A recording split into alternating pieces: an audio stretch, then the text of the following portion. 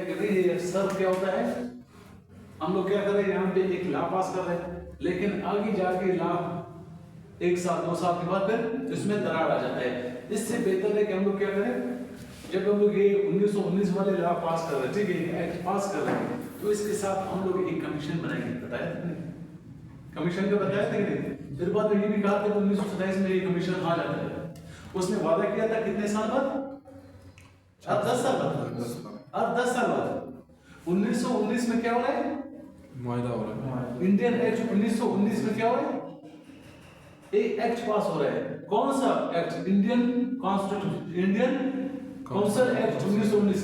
लेकिन इनको तो आना चाहिए था 1929 को, लेकिन 1927 को क्यों? 10 साल 7 साल क्यों? 10 साल 8 साल क्यों? इनको आना था बिल्कुल कम, क्योंकि 1919 कहते हैं कि उस टाइम पास हो रहा था, और 10 साल के बाद एक कमीशन आ जाएगा। वो कमीशन क्या करेगा? आपके एडमिनिस्ट्रेशन को, पॉलिटिकल सिस्टम को, कॉन्स्टिट्यूशनल रिफॉर्म्स को क्या करेगा और करेगा। फिर बाद में आप लोगों की बात सुनेंगे, मुस्लिम लीग और कांग्रेस की भी बात सुनेंगे, फिर बाद में वो अपना रिपोर्ट पेश करेगा कि ये चीजें हमें फर्दर करना है, ठीक है। तो सबसे पहले ये कि इंडियन एक्ट, तो पहला ये दावा था कि भाई मॉन्टेगो साहब ने कहा कि भाई क्या करेंगे, एक कमीशन बनाएंगे, उन्होंने बनाया, बैकग्राउंड है, ठीक है। उसके बाद फिर मॉन्टेगो रिफॉर्म्स, उन्होंने अपने रिफॉर्म्स में भी कहा कि अब 10 साल बाद क्या करेंगे, कमीशन बनेंगे, और 10 साल बाद आ जाता है। लेकिन ये कब बन जाता है? 1927 को। अच्छा, इंट्रोडक्शन में सबसे पहले ये है कि 3 फरवरी 1927 को ये कमीशन बन जाता है, और इसमें कितने बंदे होते हैं? 7 बंदे होते हैं। कितने? 7 बंदे होते हैं, और उनके जो हेड होता है सर जॉन साइमन, जो कि ब्रिटिश यूके जो पार्लियामेंट का एक पॉलिटिकल वर्कर होता है, मेंबर होता है, मिनिस्टर होता है, उनको एक ऐड बना के 7, और 7 के साथ कौन है? सिर्फ और सिर्फ ब्रिटिश है, बस ये अपने ध्यान रखना है। ये जो साइमन कमीशन है, कमीशन में कितने लोग होते हैं? 7 होते हैं, लेकिन 7 के साथ कौन होते हैं? सिर्फ और सिर्फ ब्रिटिशर्स होते हैं। लेकिन ये सबसे मेन नाकामी सिर्फ और सिर्फ ये किया है इन्हीं का, जो कि साइमन कमीशन नाकाम होता है, फिर वापस चला जाता है। इसको कहते हैं कि ऑल वाइट कमीशन। इसका मतलब है वाइट किसको बोलते हैं? सफेद, गोरे किसको? गोरे ब्रिटिशर्स को। तो इसीलिए फिर इसको नाम रख लेते हैं। इसका मतलब है कि सारे के सारे इसमें कौन थे? वाइट, ठीक है, मतलब ब्रिटिशर्स थे। खैर ये 3 फरवरी 1927 को बन जाता है। फिर बाद में अप्रैल 1928 को भी आते हैं, और अक्टूबर 1929 को भी 2 मरतबा आएंगे। कहां पे? इंडिया में। तो यहां पे मुस्लिम लीग और कांग्रेस क्या उनको वेलकम करेंगे? नहीं। उनका रिजल्ट ये निकलेगा कि भाई आप लोगों में कोई एक इंडियन नहीं है, आप आ रहे हो और हमारे पॉलिटिकल सिस्टम को देख रहे हो, या कॉन्स्टिट्यूशनल रिफॉर्म्स आप ले आना है, तो वो बंदा जो कि इंडियंस भी होने चाहिए। आपके मेंबर में कोई इंडियंस नहीं है, तो इसीलिए हम लोग इसको क्या करेंगे, पहले से रिजेक्ट करेंगे, ठीक है। इसका मतलब है यहां तक कोई कंफ्यूजन नहीं। ये कब? 3 फरवरी 1927 तक। तो यहां पे मजीद डेवलपमेंट स्टार्ट हो जाता है। क्या स्टार्ट होता है? डेवलपमेंट। वहां पे कांग्रेस, यहाँ पे मुस्लिम लीग।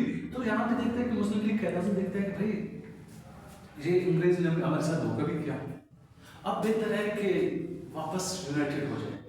क्या हो जाए? यूनाइटेड हो जाए। किसके साथ?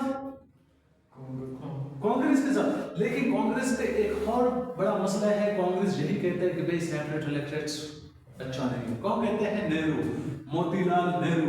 वो कहते हैं कि जो क्या कहते हैं सेपरेट इलेक्टेड है, ये फिरकावारियत को ज्यादा बूस्ट देता है।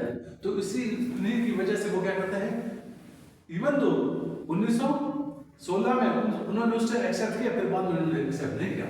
नॉन कॉपरेशन मूवमेंट स्टार्ट हुआ, फिर बाद में उन्होंने जो सेल्फ गवर्नमेंट था, किसका डिमांड था? Self government. पानी नहीं किया जल्दी कांग्रेस का। यहाँ पे मुझे एक इंटरेस्टिंग और फुल्ली अटेंशन चाहिए। इस तरह नहीं, अगर बोर होते हैं तो अच्छा। तो ये किस्म का एक स्टोरी लेवल पे होता है कि भाई यहाँ तक मैंने किस लिए ब्रेक किया, यहाँ पे मैं लिखी रही, क्योंकि 1930 अलग है, जब इसको पढ़ेंगे उसके बाद फिर आ जाएंगे।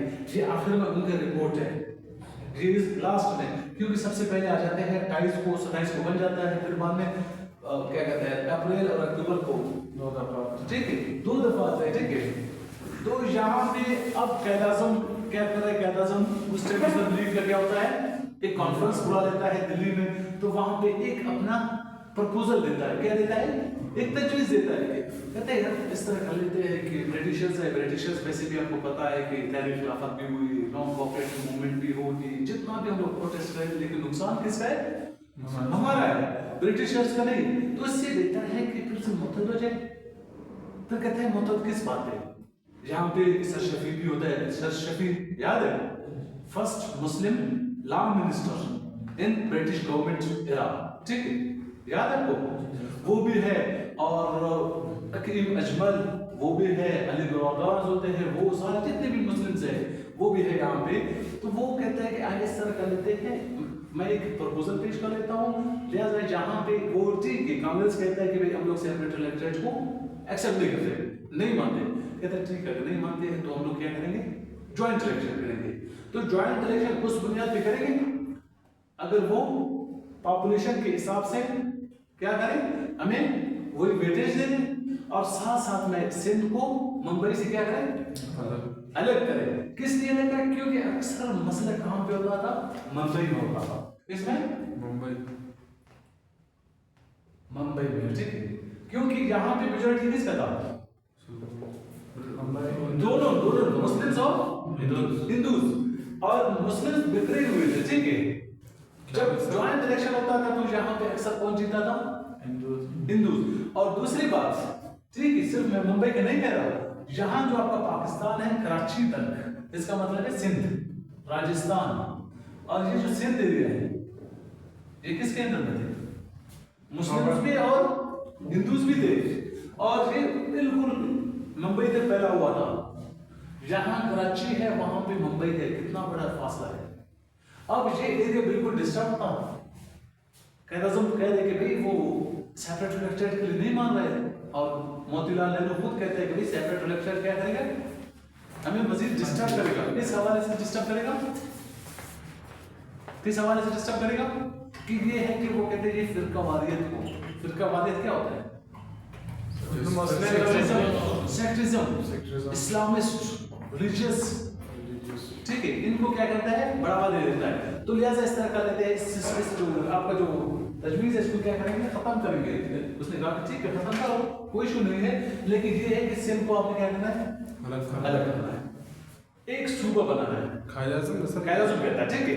और दूसरा ये कहता है कि मुस्लिम्स, ठीक है, बंगाल में भी मुस्लिम्स है, पंजाब में, NWFP में, बलूचिस्तान में, तो वहां पे हमें क्या करना है, रिफॉर्म्स भी लाना है। रिफॉर्म्स इसका मतलब है कि जब रिफॉर्म्स आ जाते हैं तो वहां पे वोट कास्टिंग स्टार्ट हो जाती है, तो वो फिर किसकी मेजॉरिटी में रहते हैं।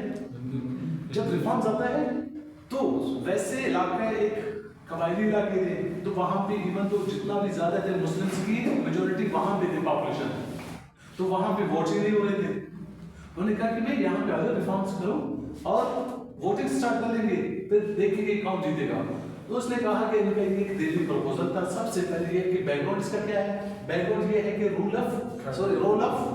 ऑफ कैद-ए-आज़म मोहम्मद अली जिन्ना फॉर यूनिटी उसने कहा कि यूनाइटेड होना है बस अगेंस्ट ऑफ ब्रिटिशर्स। दूसरा ये होता है कि सैमुअल कमीशन, उसने भी क्या किया, रिजेक्ट किया सैमुअल कमीशन को। किस लिए रिजेक्ट किया भाई, कैद-ए-आज़म ने सैमुअल कमीशन को किस लिए रिजेक्ट किया, जब 30 फरवरी 1927 को आते हैं, किस लिए रिजेक्ट किया Bilal, can you tell me, Samuel commission किस लिए रिजेक्ट किया,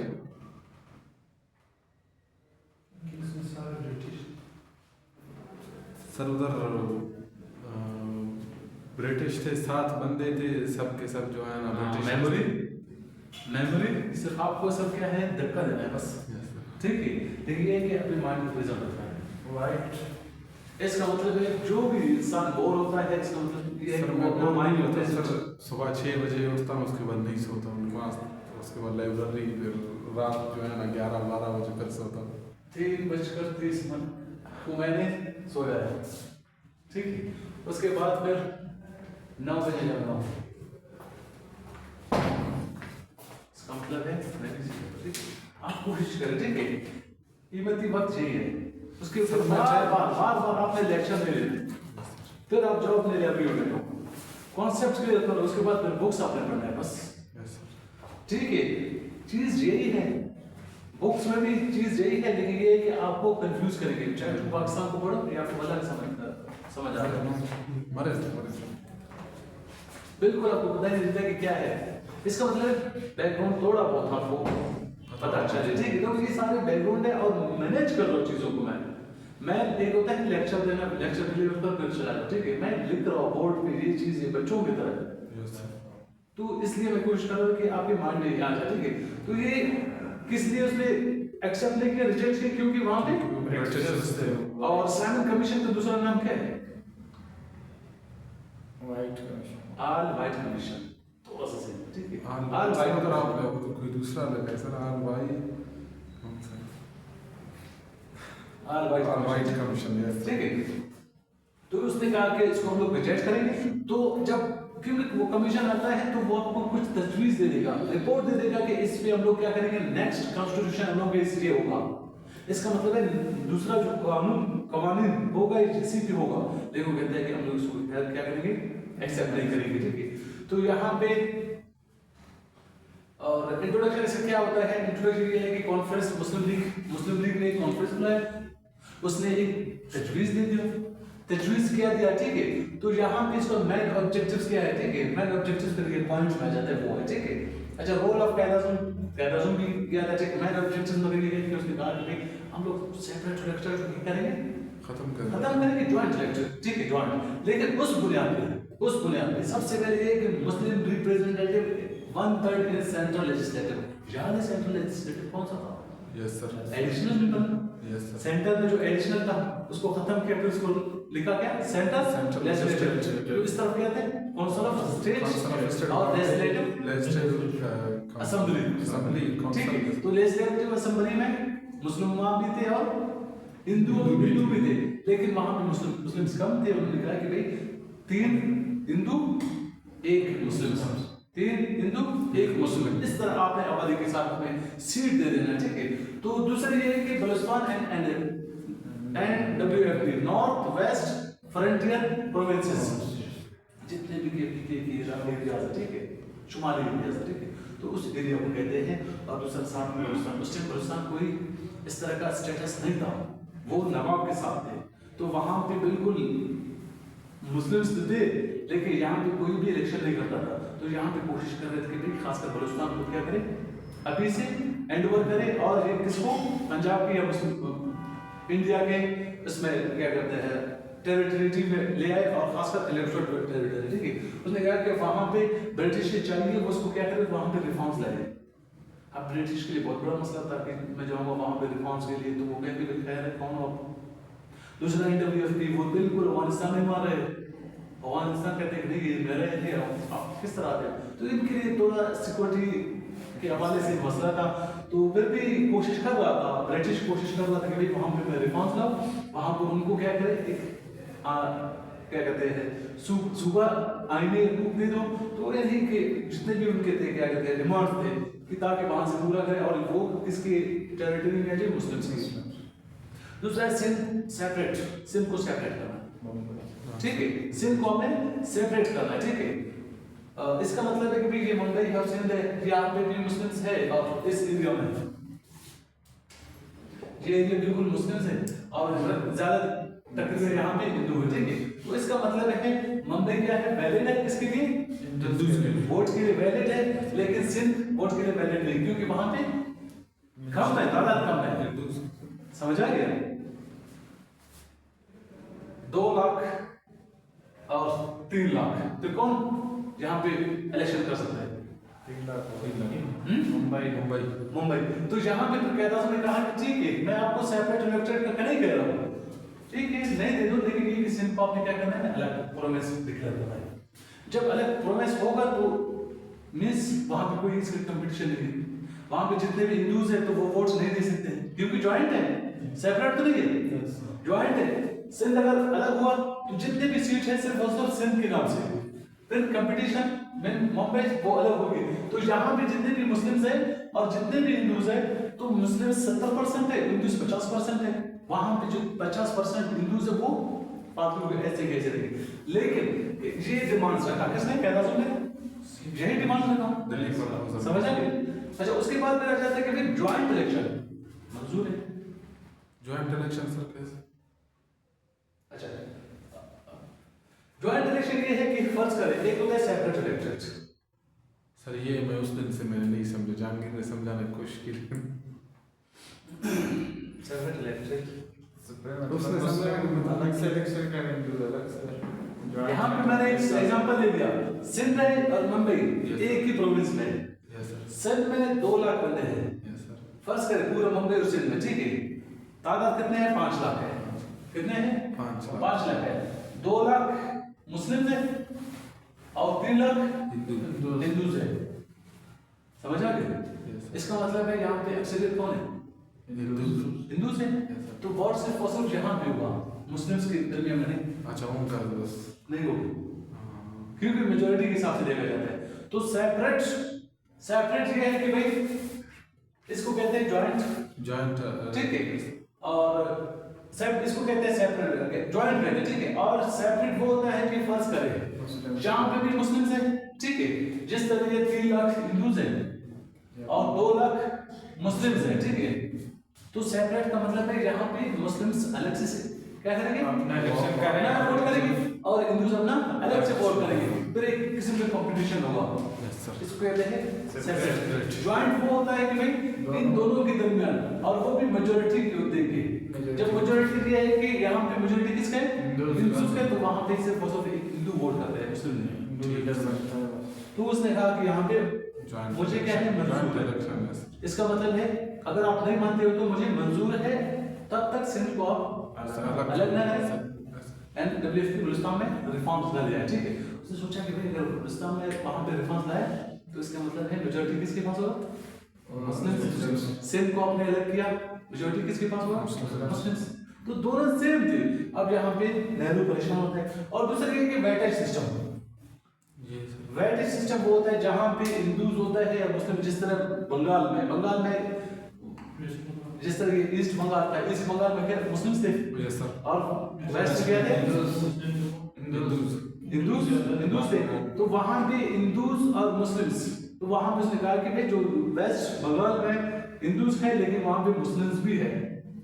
तो यहाँ पे आपने वेटेज पॉपुलेशन के हिसाब से जितना भी पॉपुलेशन है उतना आपने सीट देना है, बस जितना भी पॉपुलेशन रहता है। तो मतलब ये कि बराबरी के बाद इसमें इक्वलिटी और पॉपुलेशन के हिसाब से हमें सीट दे दे, बस सीट का मतलब है पॉलिटिक्स के। तो ये 1 2 3 4 5 यही थे। तो यहाँ से मैंने ये निकाल दिया कि मुस्लिम लीग डिवाइड होता है 2 जगहों में। एक होता है यही 1928 को, ठीक है। एक होता है शफी लीग, शफी लीग। दूसरा होता है कायद आजम लीग। 2 दलों में तकसीम होता है मुस्लिम लीग, ठीक है। मुस्लिम लीग 2 दलों में, 2 पार्टी। यहाँ भी शफी लीग कौन है, शफी मोहम्मद शफी जो लॉ मिनिस्टर था, ठीक है। उनके वो पंजाब का था। तो उसने कहा कि कैद आजम से कहा कि वो कैद आजम से गुस्सा हुआ, कहते हैं आपने जो क्या कहते हैं ज्वाइंट इलेक्शन में क्यों, हम लोग 1919 में कोशिश कर रहे हैं, शिमला वक्त 1905 1906 1909 से हम लोग कोशिश में लगे हुए, भाई हमें ये दे दे, ये हमारा हक है। लेकिन आप यहाँ पे क्या कर रहे हैं, उसको दे रहे हैं और ज्वाइंट इलेक्शन आप एक्सेप्ट कर रहे हो। फिर बाद में कैद आजम उसको समझाने की कोशिश कर लेता है कि यहाँ से हमारे लिए जिस तरह सिंध है, मुंबई है, रिफॉर्म्स अगर ये हो गया तो इसका मतलब है थोड़ा बहुत हम लोग भी सेफ जोन में है। लेकिन यहाँ पे गुस्सा होता है, जब गुस्सा होता है तो वो अपने एक पार्टी अलग कर लेता है, जो कि वो सेपरेट क्या करता है, सपोर्ट करता है किस चीज को, सेपरेट को, और ये सपोर्ट करेगा ज्वाइंट को। कहता है ज्वाइंट इलेक्शन को सपोर्ट करेगा और शफी क्या करेगा, सपोर्ट करेगा सेपरेट, ठीक है। तो यहाँ तक एक किस्म का दरार बन जाता है, बस ठीक है। मुसलमान जो मुस्लिम लीग का मस्जिद क्या होता है, 2 जगहों में तकसीम होता है, कम होता है। अब आ जाते हैं किस पे, नेहरू रिपोर्ट। चाय पीते हैं उसके बाद।